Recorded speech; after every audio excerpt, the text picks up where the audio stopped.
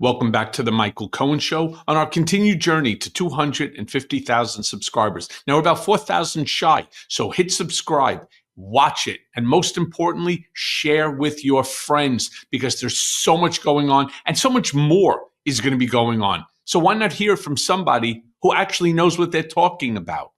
And as I'm sitting here talking to you, I walked away as the confirmation hearing for Attorney General Pam Bondi is taking place. And we need to talk about this.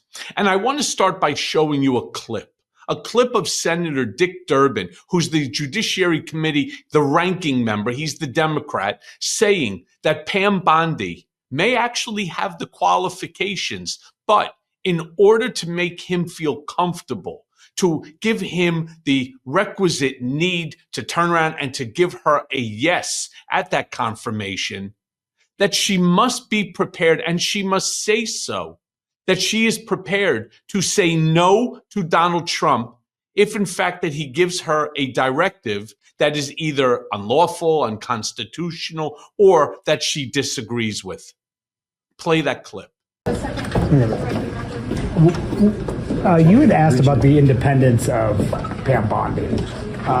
When you met with her, did she alleviate any of your concerns about that? She said that she would make decisions based on the law and Constitution, but it's still a nagging question. She has the legal credentials to be Attorney General, in my mind. 10 years as Attorney General in Florida as an example.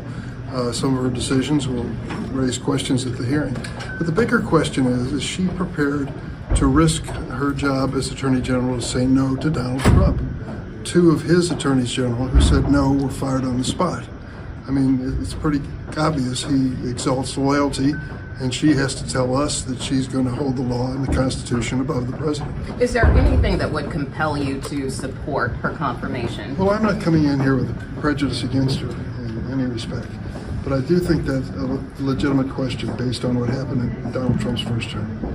Are you concerned about her record as Donald Trump's personal attorney, her comments with the 2020 election? Some of the things she said might have been said in the heat of a campaign moment. If that's the case, let's clarify it today.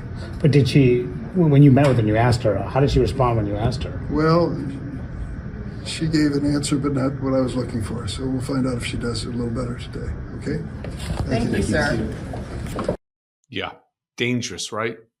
So now I want to show you a clip from the during the hearing of Senator Chuck Grassley, who is the chair of the Senate Judiciary Committee, saying that the Department of Justice is rotting, that it is rotten to the fucking core, and that Pam Bondi will be tasked with saving it. You know, in his opening speech, he actually references the Steele dossier. Something that obviously I know a lot about. I am the second most mentioned person in that dossier. 11 allegations raised against me, none of which are accurate. I was never in the Czech Republic. I was never in Prague. I never went with 10 million in cash to pay off Russian compromise. All of it is I don't own a home in Sochi directly next door to Vladimir Putin. My father-in-law is not the biggest real estate developer in Moscow. In fact, he's never even been to Moscow. Oh, holy shit. Neither have I. All right. Senator Grassley is not wrong, but where he's wrong, and he's dead ass wrong, despite the fact he's right about that Steele dossier being totally full of shit and started by the Democrats, was by the Hillary Clinton campaign. Nevertheless, right after, when she turned around and looked at it and said, this is bullshit, they gave it to John McCain, who made it into the issue. And when he says that it's the Democrats who have weaponized the Department of Justice, I want to remind you that I was unconstitutionally remanded, that in 2022, I put out a book called Revenge, how Donald Trump, meaning Bill Barr as well, weaponized the United States Department of Justice against his critics. Pretty prescient. Play the clip. Users. These are only a few particularly egregious examples of rot infesting the Department of Justice. The impact of this political infection in our once storied law enforcement institutions is catastrophic. By every metric, the Biden-Harris Justice Department conduct has failed to live up to our country's ideals. So, Ms. Bondi, should you be confirmed, the actions you take to change the department's course must be for accountability so that the conduct I just described never happens again. The only way to accomplish this is through transparency for the Congress and the American people. Transparency. You may also remember I filed almost 4 years ago a FOIA request, a Freedom of Information, and the judge gave me expedited decision process making. Well, guess what? After 4+ years, I've received virtually not a single document, not a document. Talk about transparency. Talk about hiding from it.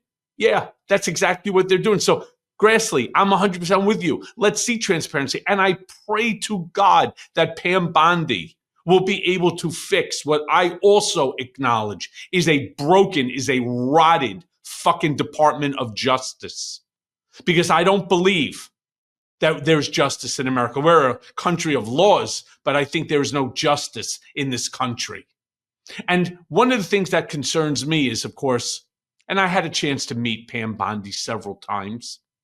After getting involved with Trump, Bondi somehow became an election denier. And Dick Durbin asked her if she accepts that Trump lost the election in 2020. It's a fair question based upon her previous statements. But I want you to listen to her non-committal response to what she should have been an easy yes. Just say that Donald Trump lost the election. Or then say no, right? Either way, I still think she's going to get confirmed. So is it a yes or is it a no? No, we don't get that. We get this non-committal responses, kind of like the same sort of non-committal responses that you saw during Pete Hegseth's confirmation hearing yesterday. Play the clip. Believe that central to the peaceful transition of power in a democracy is the acceptance of the results of an election. To my knowledge, Donald Trump has never acknowledged the legal results of the 2020 election. Are you prepared to say today under oath without reservation that Donald Trump lost the presidential contest to Joe Biden in 2020? Ranking Member Durbin, President Biden is the President of the United States. He was duly sworn in, and he is the President of the United States. There was a peaceful transition of power. President Trump left office and was overwhelmingly elected in 2024. Do you have any doubts that Joe Biden had the majority of votes, electoral votes, necessary to be elected president in 2020? You know, Senator, all I can tell you as a prosecutor is from my firsthand experience. And I accept the results. I accept, of course. Yeah, again, non-committal. Now, I also want to show you where Senator Dick Durbin asked Bondi if she had listened to that infamous tape of Trump trying to bully Georgia officials like Brad Raffensperger into stealing the 2020 election, where she actually goes so far as to say certain things and suggests that the recording, the clip that we all heard, was taken out of context. Play that clip. Have you heard the recording of President Trump on January 2nd, 2021, when he urged the Secretary of State of Georgia to, quote, find 11,780 votes and declare him the winner of that state?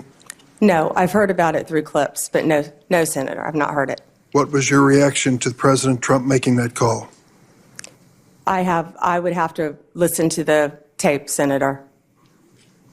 Well, the quote that I give you is exact. He said to the Georgia Secretary of State, find 11,780 votes. Do you have the entire context of that call? I feel like it was much longer than that and may have been taken out of context. It was an hour long. And right. You can certainly listen to it. I hope you will. Every American should.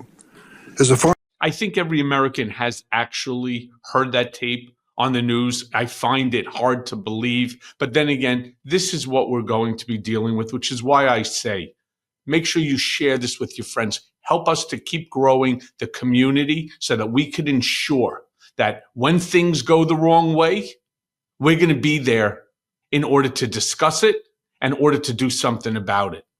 And as always, thanks for listening. Hey, everyone. First of all, thanks for watching. I mean, we're going to be posting daily episodes with reactions and talking about politics. We'll be talking about everything, in fact. So please like and subscribe. Join us on this journey.